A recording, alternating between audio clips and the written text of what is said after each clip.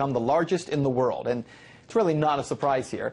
Interestingly, as the U.S. slipped from being the leading economic power in the world, mainstream media has virtually ignored the story. I spoke earlier with the president of Euro-Pacific Capital, Peter Schiff. I began by asking him why the story is being ignored.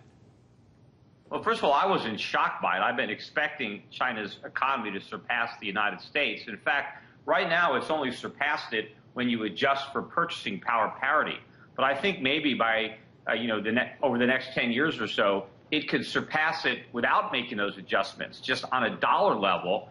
And I think that will happen when the Chinese abandon their currency peg and allow their currency to rise. And I think it'll rise substantially against the dollar, and that will dramatically improve their economy. It'll improve the purchasing power of their citizens, and it will enable China to truly surpass the United States. And frankly, they might have already done that had they not adopted this foolish currency policy years ago. Now, last year, it was China that surpassed the U.S. in global trade. Now, as we mentioned, it's in terms of goods and services. Are we getting kind of used to the idea that China is, as you mentioned, gradually over time kind of surpassing the U.S. on multiple levels here economically? Well, I don't know that we're getting used to it, but we're going to have to, because I think ultimately it's going to mean a big diminishment in the standard of living for Americans when the Chinese reclaim their production for themselves and stop exporting what they make to America and stop loaning us all this money. You know, if you look at the most recent trade figures, China just posted its largest trade surplus ever. At the same time, America just posted its biggest trade deficit ever in manufactured goods. All right, so let's talk about that for a minute, because I hear people say all the time, well, this doesn't matter. The only reason the Chinese economy is so large is because the U.S. buys all that stuff that China creates cheaply. As you're pointing out, eventually, though, that whole argument goes away, does it not? Because there is going to be a shift coming. Well, China's economic growth is not thanks to our generosity in accepting all their output. It's their effort that produced it in the first place. It's Chinese factories. It's Chinese capital investment in Chinese labor that is growing the Chinese economy, not American consumption. I think, if anything, we're a drag on the Chinese economy. I think if China wasn't foolishly subsidizing American consumption, the Chinese would be enjoying falling domestic prices, and they would be buying all the goods that are turning out of Chinese factories, and their economy and their standard of living would be much stronger as a result. Because that might be the case, do you think that China would then, at some point in the near future, decide to stop, as you use the word, subsidizing Americans with those cheap products? Well, absolutely. In fact, that's why I think the Chinese have been accumulating so much gold, and why I think they continue to be big buyers of gold, is they are preparing to jettison the dollar as their principal reserve, and I think they're going to eliminate the peg. And again, when they do, that's going to be the birth of a new renaissance in China. You're going to really see China rise to a much greater degree, and that's going to be the sun setting on the American century. Because without China's support, we're going to have to finally deal with the problems that have been building up in our economy for years, but China has spared us having to deal with those problems. Peter, the U.S. is in an interesting position right now, simply because there is not a single generation of Americans left who really remember what it was like for the U.S. to not possess the world's reserve currency in the dollar. It sounds like all of that is coming to an end. You mentioned that the sun setting here on the American century. As the sun is beginning to set on that, what do we have to look ahead to for the next decade here in the U.S.?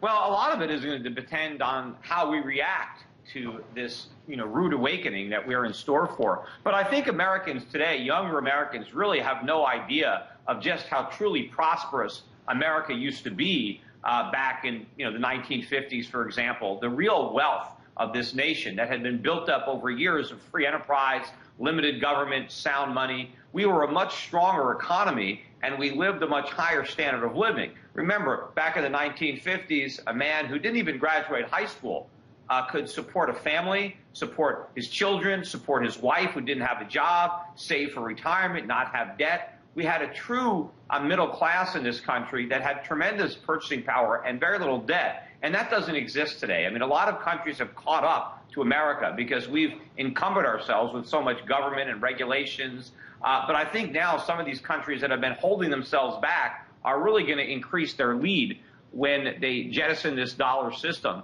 So we're going to have to come to terms with this. We're going to only be able to consume in America to the extent that we can produce. And right now we can't produce because we don't have the capacity. We've got a bloated education sector and healthcare sector and service sector. Meanwhile, we've been gutting our industrial sector, and we've been relying on the generosity and stupidity of the rest of the world to produce the things that we can't and lend us the money that we don't save. And when we have to wake up to that reality, it's going to be a big change in America. And hopefully it will motivate us to make some key structural political changes that will unleash the free market spirit that originally built this country, and that is going to be so necessary to build it back up again after it collapses. When you use the word collapse, we're talking about a monetary collapse, certainly, in terms of the dollar. What do you see moving forward in terms of alternative currencies, Bitcoin? Obviously, you mentioned gold a little bit ago in terms of older, more stable commodities. What's your thought on that?